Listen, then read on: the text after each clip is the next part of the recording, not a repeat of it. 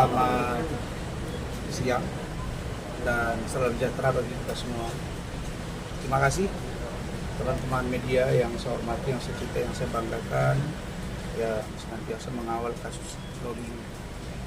Teman-teman semua, siogianya saya pagi ini datang ke Polres Metro Jakarta Selatan dalam rangka koordinasi. Satu, terkait dengan laporan saya terhadap Nikita Mirzani, yaitu penganiayaan. Dan kalian sudah lihat semua, kemarin dia live dan ada rekamannya sudah kita simpan. Dia mengakui sendiri telah menonjok saya dan bahkan katanya lebih pantas diinjak. Ya, dari terminologi bahasa, tonjok dengan pukul sama. Tuh, harusnya ke sana ya. Yang kedua, merujuk kepada pembicaraan saya kemarin sore dengan saudari Lani Ritonga selaku asisten pelaksana harian asisten deputi bidang perlindungan khusus anak, bahwa saya minta kepada beliau untuk saya hari ini, yaitu sore, bisa melihat Loli. Karena kesepakatan kami itu jelas, walaupun mereka yang rapat secara internal kelembagaan, dari KPAI, dari Kementerian PPA, dari UPT PPA, DKI, dari unit PPA, Polres Jaksel, Polda, Bareskrim, tetap saya adalah perwakilan diri dari saudara Loli, bukan penerima kuasa. Oke? Dan saudara Lani itu mengatakan bahwa iya, saya akan komunikasikan, Pak. Dalam pikiran saya, semuanya akan berjalan lancar. Justru saya appreciate kepada Kasat Reskrim, AKBP Ardiansa. Beliau respon terkait dengan pemeriksaan saya selaku korban terhadap penganiayaan yang dilakukan oleh saudari Nikita Mirzani. Nah, tetapi pagi tadi saya kaget. Saya kaget karena saya langsung menghubungi Ibu Lani, memastikan jam berapa saya harus ke sini. Begitu bicara dengan saudara Lani, dia bilang, "Pak,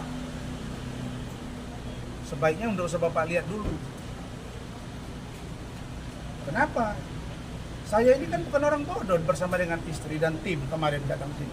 Saya akan lihat, kita sudah sepakat tempatnya di sini, ini penjagaannya, ini TV-nya, ini kulkasnya, ini lemari, ini kamar mandinya, ini tempat tidurnya. Itulah yang saya gambarkan ke media. Karena itu yang saya lihat, gedungnya dari sini ke belakang. Namanya ruang fit Milapi. Karena dia bilang, Pak, kemarin dokter sudah lakukan penanganan. Mereka minta kalau bisa Bapak datang hari Jumat. Udah habis Jumat. Saya mau tanya, Loli bagus nggak? Baik nggak? Ada perkembangan nggak? Aman, Pak. Udah saya beresin semua, Pak. Semuanya, iya, sudah kita cover, Pak. Ada chattingannya di saya. Saya simpan, sudah saya capture. Oke. Kalau begitu, saya mau ke Medan ini, Bu. Mungkin saya di Medan beberapa hari, saya pancing dia. Kan belum tentu juga saya ke Medan. Kalau begini kondisinya, saya masih lihat dulu gitu. Dan, oke, Pak, aman. Ya udah, kalau gitu kita janjian saja hari Selasa depan. Di Senin, besok Selasa minggu depan saya datang. Oke, Pak, Bapak tenang aja. Selesai, saya panggil Bu Ade. Nih, coba telepon perawat. Kan kita sudah ada kesepakatan menghubungi perawat. Saya mau komunikasi lewat perawat, Loli mau komunikasi saya lewat perawat, mereka juga komunikasi lewat perawat. Tapi kok ini beda? Tapi saya berpikir positif aja. Suruh telepon, tidak diangkat, WA, bagaimana keadaan Loli? Coba baca. Kita bicara fakta.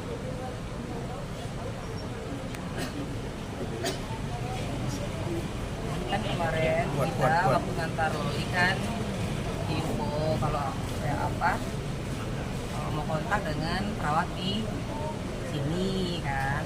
Nah jadi kita tanya kan, mau tanya perkembangan Loli bagaimana, keadaannya bagaimana, udah makan apa belum. Terus kemarin yang katanya kekurangan Loli kayak nggak ada peralatan mandi, anduk dan yang lain kan. Nah, kan waktu itu saya tinggal Loli kan waktu itu Loli kan memang kondisinya agak berat ya, ya terlihat lah tertekan gitu. Dan ngelepasin kami pulang waktu itu kan udah berat sekali, dia cuma kayak bujuk, akhirnya Loli mulai tinggal. Dengan syarat pokoknya kita kasih kabar ke Loli gitu. Nah tadi saya tanya, selamat pagi, aku telepon nggak diangkat. Selamat pagi, saya Ibu Ade yang mengantar Anda Loli pada hari Jumat malam bersama Ibu Kanit Polres Jakarta Selatan. Mau menanyakan kabar Loli. Pastinya pindah Bu ke ruangan, nggak sebut ya. Oh pasiennya. Iya, pasiennya pindah ke ruangan bla bla, nggak boleh disebut ya. Oh iya, kapan ya Sus? Gitu. Kenapa pindah ya Sus? Jumat malam. Kan kita kan ngantar dia kan Jumat malam kan. Kita pulang dari sini udah jam 11 malam waktu itu. Oh malam itu juga ya. Terus fasilitasnya gimana Sus? Lebih baik nggak dari baik nggak dari sini? Kami kan takut kami itu kan kok dipindahkan takutnya fasilitasnya kayak yang sebelum dibilang Loli kan gitu. Nah saya info lah ke Bang Rasman. Nah jadi bayangin ya, kita sudah sepakat ruangan Loli itu di VIP Melati. Ada pengamanan besi, ada security, ada perawat. Kamarnya sudah kita lihat sudah oke. Dan pihak Kementerian PPA, KPAI, penyidik, Kanit tahu bahwa yang didengar Loli itu saya dan mereka yang ngomong. Yang didengar sekarang itu adalah Pak Rasman dengan Bu Ade, tolong bantu kami. Ingat ya, apa yang terjadi? Kok dipindahin? Saya tidak tahu. Dan komunikasinya coba diganggu supaya saya nggak bisa komunikasi. Sampai dengan tadi masih dicoba itu. Wah, ini nggak bisa ini. Saya langsung telepon Lani, kau membohongi saya. Saya udah bilang, kapan kau bilang? Orang ada pembicaraan, tidak ada dia bilang ke saya pindah. Dan kalau pindah ruangan pun diinfo ke saya, itu kesepakatan. Kenapa dipindahkan? Dan dia bilang rumah sakit yang memindahkan. Rumah sakit yang memindahkan, Anda harus beritahu bahwa Anda koordinator. Iya memang saya koordinator Pak. Ya udah, kalau koordinator apa artinya? Mengkoordinasikan ke semua pihak. Kami kan harus tahu keberadaannya. Kita sudah melihat ada sesuatu di safe house. Orang Kementerian PPA sendiri, teman saya banyak di sana bilang, harusnya Lani itu malu. Apa? Dia bilang ke saya, di cover keperluan Loli. Tadi kami bicara dengan Loli di atas. Sudah dipindahkan ya, ingat ya, sudah dipindahkan, tidak koordinasi. Loli cerita ke saya, Om, malam itu juga saya dipindahkan. Saya tanya mereka, ini sudah tahu nggak Om Rasman? Itu kok nanti kita info. Jumat, Sabtu, Minggu, Senin, tidak ada di info. Ini maksudnya apa ya? Maksudnya apa ya? Hah? Kau Danu ya, penyidik ya, Danu atau Daru. Kau masuk ke ruangan itu sampai dia komplain, aku perempuan, Anda laki-laki. Masuk ke situ ada info Bang Om Rasman nggak? Nanti diinfo. Kemudian katanya dibiayai oleh Kementerian PPA. Kata si Loli tidak ada. Semua ditanggung oleh rumah sakit, begitu kan? Hah? Bohong dia. Jadi Kementerian PPA tugasnya apa ini sekarang? Ibu Menteri, Ibu Wakil Menteri, Pak Deputi, Pak Nahar, copot Lani. Copot Lani. Dia masih PLH dan dia tidak pantas di situ karena dia berbohong kepada saya. Data, rekaman ada semua di sini. Dan kalau tidak diambil tindakan saya akan datangi kementerian. Kenapa? Ada apa ini sekarang? Baru dia bilang, iya Pak, safe house itu di bawah koordinasi kami juga. Loh, kalau di bawah koordinasi Anda, berarti ada evaluasi itu. patut saya duga Lani ini bermain dengan orang yang ingin merusak saudara Loli. Ini nggak main-main, Jadi saya dengan tegas, tadi udah ngomong dengan Loli, saya udah ngomong dengan kepala ruangan, bahkan ada seorang ibu-ibu yang coba masuk ke dalam mengintervensi. Saya bilang, kau jangan ya. Ini Loli ini orang tuanya nggak ada, dia udah minta saya menjadi orang tuanya. Tadi di situ namanya Ibu Niki. Ya, sini apa? Ibu Niki ini tadi ya? Iya, Pak. Ibu Niki ngomong, jangan tahu Pak Rasman. Maksudnya apa ini sekarang? Kenapa dia disembunyikan dari saya? Satu sisi saya sangat terima kasih kepada Pak Kapusdok yang memberi tempat terbaik di dalam itu. Tapi itu kalau tidak diberitahu kepada penjaga, itu orang bisa masuk. Dan ternyata tadi saya datang, saya cari Ibu Indranya ketemu saya, kepala ruangan. Dibawa saya ke dalam, ngobrol sama si Loli. Kaget Loli, saya juga curiga. Gak mungkin, mereka bilang Om mau datang. Saya tunggu kok gak datang-datang. Ini anak mau diapain ya? Hah? Baru satu ini repotnya setengah mati. Ada apa ini? Kanit Citra, ingatkan Danu, atau Anda yang perintahkan. Perwakilan dia itu saya sekarang. Dan kalau begini caranya, Kementerian PPA, penyidik, pantaslah Loli tidak percaya. Loli itu ngomong, Om jangan bawa saya ke Polres, jangan percaya dengan penyidik, jangan percaya dengan safe house. Ternyata masih begini. Untung Pak atau Ibu Kapus memperhatikan.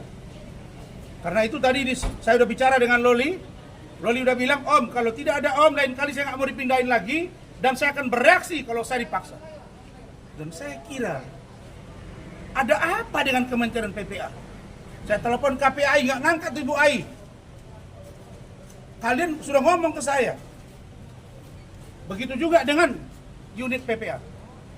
Kalau begini cara kalian, saya minta Pak Kapolri, Pak Irwasum, SDM, Kapolda Metro, Kapolres, periksa penyidik-penyidik ini dan atau kami.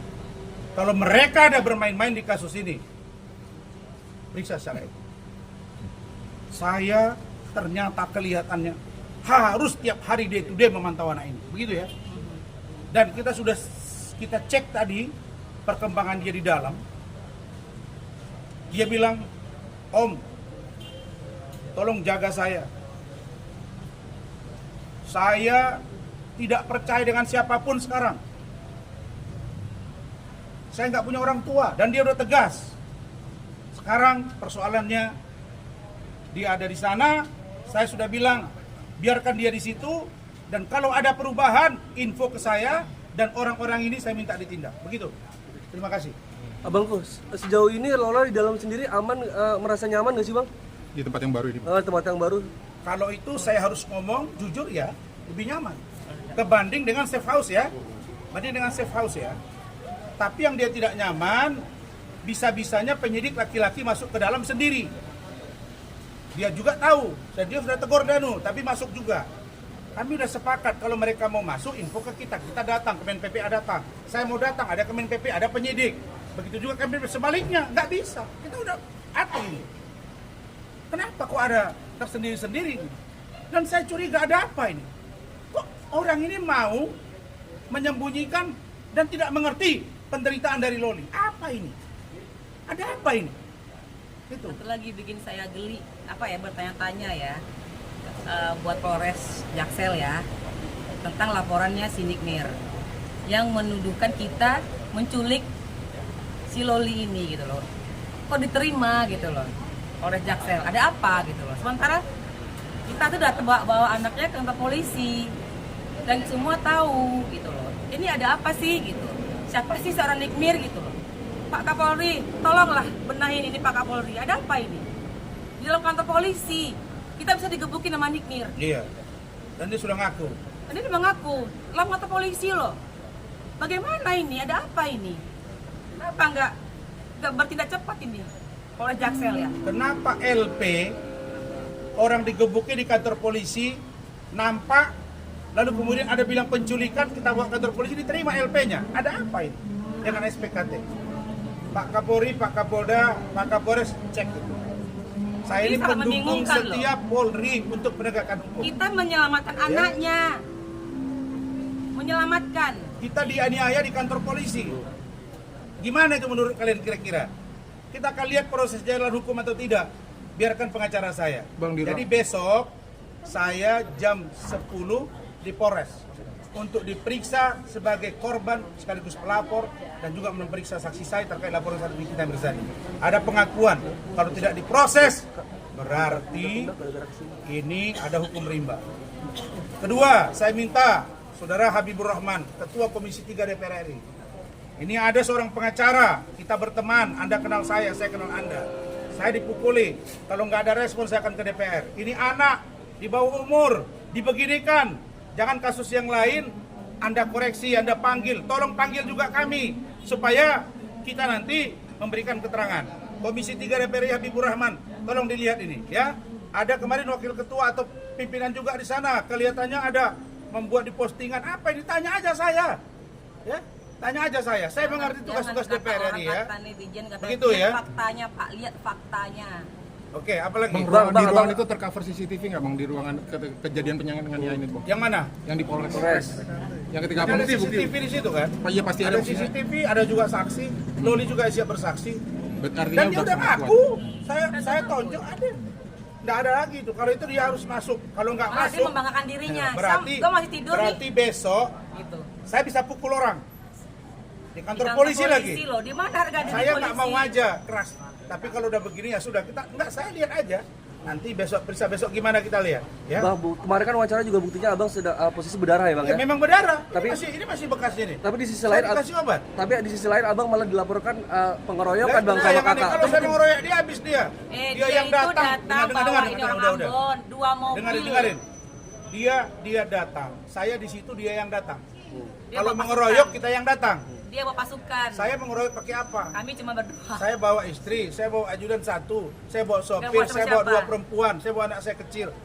Kalau saya mengeroyok dia, walaupun kami sedikit, selesai dia. Oke, yang lain. Oke. Cukup ya? Cukup bang. Terima kasih ya. Siap, terima kasih.